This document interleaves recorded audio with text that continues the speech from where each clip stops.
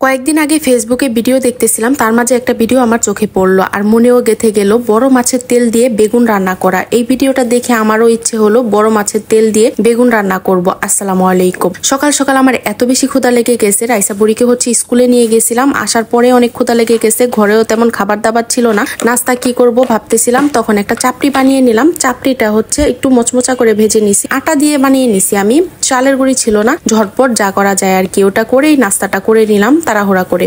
একটু মচমচা আর একটু ঝাল ঝাল পেঁয়াজ বেশি করে দিয়ে ওই চাপড়িটা খেতে আমার কাছে ভালো লাগে। আর কোন কোন আপুরা চাপড়ি খেতে পছন্দ করেন অবশ্যই জানাবেন। রান্না বান্নার জন্য এখানে বেগুন কেটে নিয়েছিলাম, দুই ধরনের বেগুন কেটে নিছি। একটা ভাজা করার জন্য, আর একটা লম্বা বেগুন ছোট ছোট করে সাথে আলু দিয়ে কেটে নিছি। ওই যে মাছের তেল দিয়ে রান্না করব প্রথমেই কিন্তু বলছি। রাইসার পাপা 3-4 দিন আগে বাজার থেকে একটা বড় সড়ো কালীবাউস মাছ নিয়ে আসছিল, সেটার ভিতরে বড় একটা তেলের খান্ডা হয়েছিল, ওইটা আমি রেখে দিয়েছিলাম। আর এটা দিয়েই বেগুন ভাজা করব। আর এখানে জালি ছিল, জালিটা নষ্ট হয়ে যাইতেছে, ভাবলাম ভাজি করে নিলে ওগুলা খাওয়া হয়ে যাবে, যার জন্য কুচি কুচি করে কেটে নিছি। আর এখানে বেগুনটাকে ভেজে নিলাম। বেগুনটা আমি সবসময় আগে থেকে মাখিয়ে রাখি, ওই ভাজাটা খেতে অনেক বেশি ভালো লাগে। বেগুন ভাজাটা নামিয়ে তারপরে মাছগুলাকেও ভেজে নিব। বেগুন ভাজা তেলের মাঝেই মাছগুলা ভেজে নিতেছি, যার জন্য তেলগুলা একটু পোড়া পোড়া ছিল, সমস্যা নাই। মাছ ভাজাগুলা নামিয়ে এদিকে জালি ভাজি করে নিব। তার জন্য কিছুটা পরিমাণ পেঁয়াজ আর সাথে বেশ অনেকটা পরিমাণ মরিচ দিয়ে দিছি। মরিচগুলা একদমই ঝাল না, যার জন্য মরিচের পরিমাণটা একটু বেশি করে নিয়ে নিছি। আর এখানে আমি ভাজিটা করে নিতেছি। জালি ভাজিটা একটু নুন আর হলুদ দিয়ে সামান্য পরিমাণ একটু নাড়াচাড়া করে ঢাকনা দিয়ে ঢেকে রেখে দেব। একদম ভাজা ভাজা করে নিব। ওই ভাজিটা খেতে কিন্তু বেশ ভালো লাগে। গতকালকে জালিটা কেটে আমি ভাজা করছিলাম সরিষা দিয়ে, তখন আর ফ্রিজে রাখতে আমার মনে ছিল না, যার জন্য বাহিরে থাকাতে নষ্ট হয়ে যাওয়ার মতো অবস্থা। তাই ভাবলাম ভাজি করে নেই, খাওয়া হয়ে যাবে। আর এখানে রাইসার পাপা কিছুটা ফুচকা পাঠাই দিল।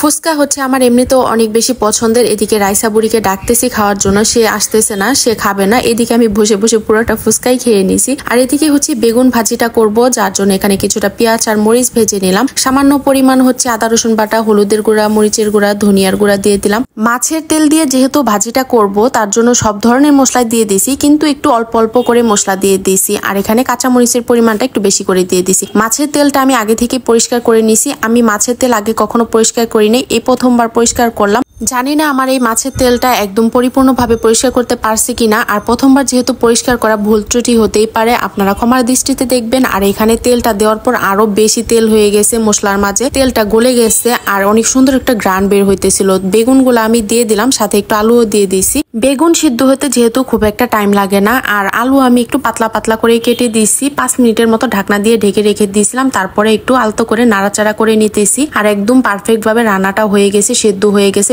বেশ অনেকটা পরিমাণ তেল বের হয়েছে। তেলটা আমি ঝরিয়ে রেখে দিলাম। আর এদিকে আমি ভাবতেছি কখন গরম গরম ভাত রান্না করবো, আর ভাতের সাথে খেতে এটা যে কি পরিমাণ ভালো লাগছে আপনাদের বলে বোঝাতে পারবো না। আর আপনারা একবার হলো ট্রাই করে দেখবেন, বড় মাছের তেল দিয়ে এইভাবে। যে আপু রান্না করছে, ওই আপুর রান্নাটা একদম পারফেক্ট ছিল, আমার কাছে অনেক বেশি ভালো লাগছে। আর এখানে কিছুটা মাছ রান্না করে নিলাম, কালীবাউস মাছ, টমেটো দিয়ে দিছি।